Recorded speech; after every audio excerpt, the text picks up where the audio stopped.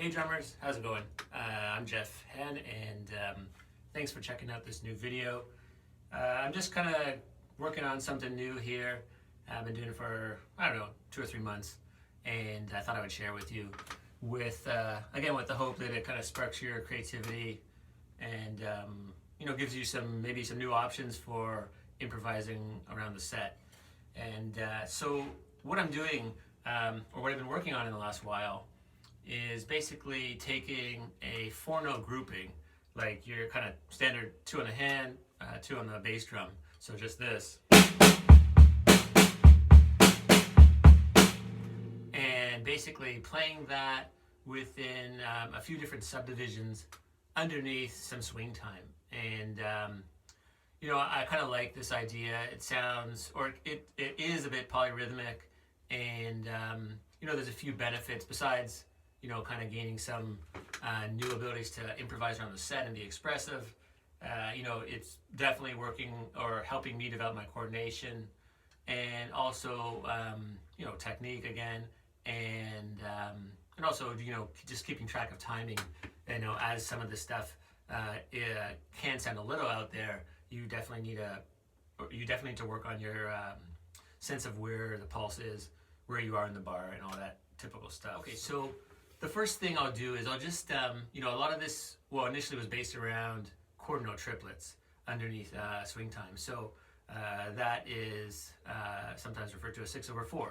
So I'm just going to play that polyrhythm just so you can kind of hear what I'm doing, and then I'll show you how the 4-note grouping fits into that. Okay, so here is 6/4. I'm just going to play the polyrhythm on the snare drum, and I'll just play it at kind of a medium slow tempo.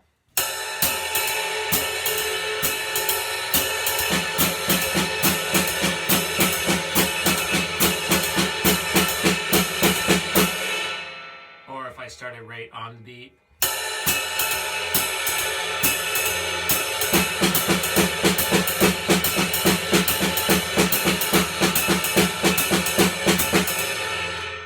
Okay, so you need that to get some of this going. So, playing quarter note triplets. So now what I'm going to do is I'm going to take that 4-note grouping, the 2 on the hand, 2 on the bass drum, and put that underneath the swing time. And when I first did this, I started it as quarter note triplets.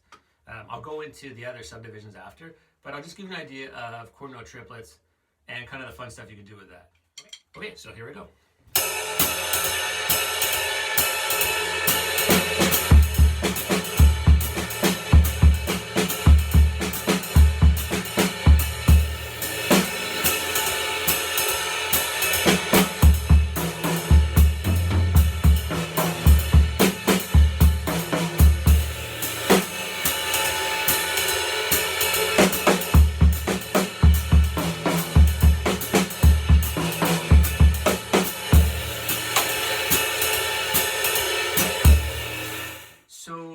Thing, and more recently what I was doing is trying it same kind of grouping within other subdivisions. So the next one I did it in would be 8th note triplets. So this is a bit more challenging, I would say, coordination wise, but it just takes a bit of practice. And what I've been doing, and I think is helpful to get comfortable playing this without really thinking too much about it, is practicing starting it at different points, right? So whether I take that 4-note grouping and say start it on the first beat of the bar, or the first middle note of the triplet, or somewhere further on in the bar, like say I start this phrase on beat 3, just getting comfortable being able to place it anywhere, I think is important.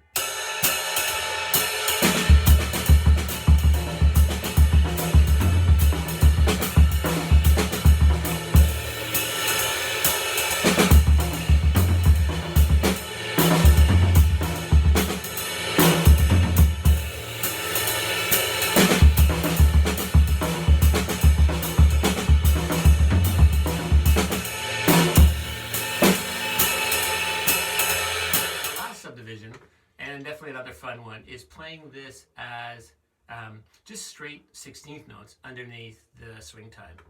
And this is, when you think about it, maybe a little confusing, because you might be wondering, how are you playing 16th notes while the ride cymbal is playing kind of like a triplet based, typical swing pattern.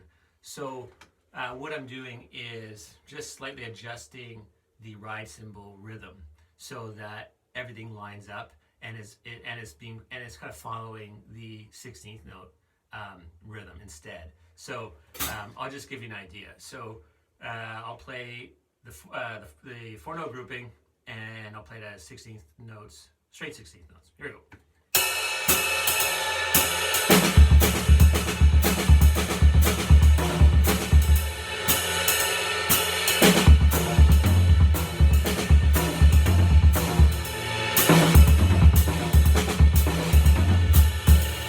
What I'm going to do is I'm just going to go slow, and I'm going to start, the 16th note subdivision and that 4-note grouping at different points, just to give you an idea of, again, some of the possibilities, some of the fun you can have with this. I'll just start it just on the downbeat, and then I'll make it a little more interesting. Here we go.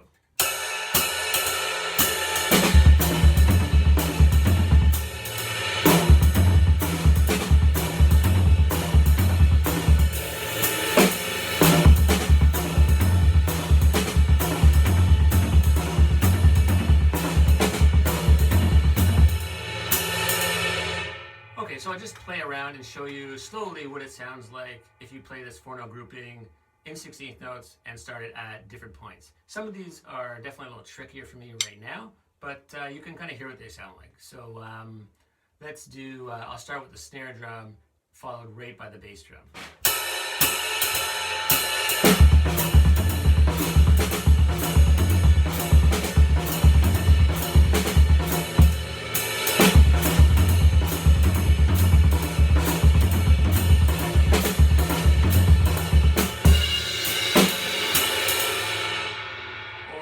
I say start it with the bass drum, followed right by the snare, sounds like this.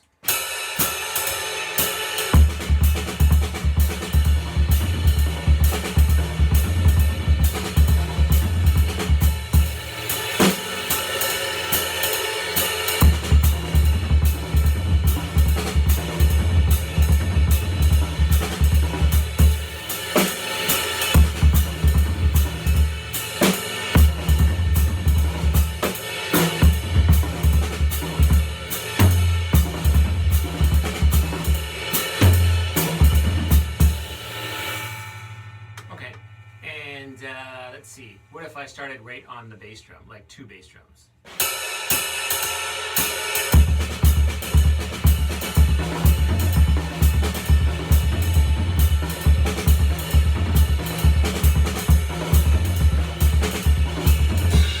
Okay, so the last little bit of fun here is just some random kind of bonus ideas, things I've been thinking about, just as ways to kind of stretch it a bit further. And, one of the ways you can, apply what I've shown you already is to incorporate the hi-hat, not so much as like a timekeeper on 2 and 4, but get it involved in the grouping. Okay, so here's incorporating the hi-hat in the grouping instead of on 2 and 4.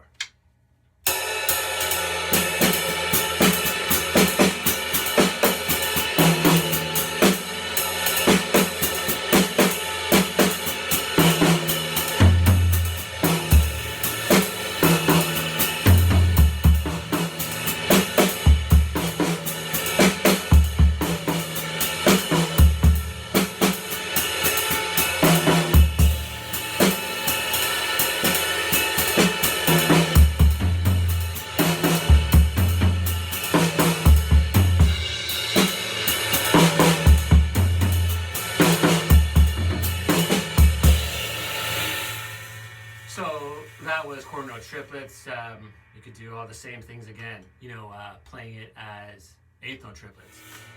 Okay, so here is the hi-hat in the 4-note grouping and incorporating into, or playing it as 8th-note triplets. A little trickier, so be kind.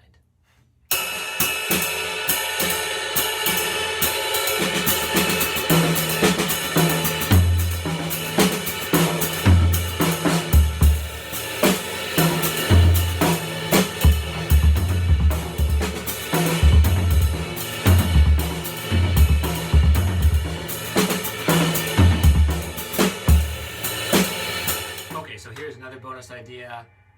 What I'm doing is I'm playing eighth note triplets, and I'm playing, in this case, the hand is moving between these two toms. Okay, so this is, a little bit more interesting, a little bit more melodic, and definitely a bit more challenging.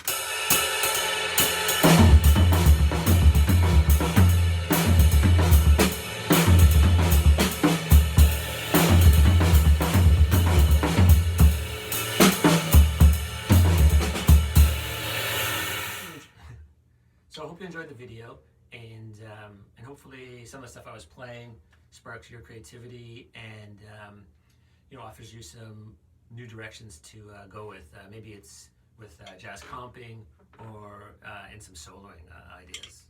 Anyhow, if you like the video, please hit like, subscribe to my channel, and also I'm on a cool website called traintheory.com where you can see some videos and additional lessons. Okay, bye for now.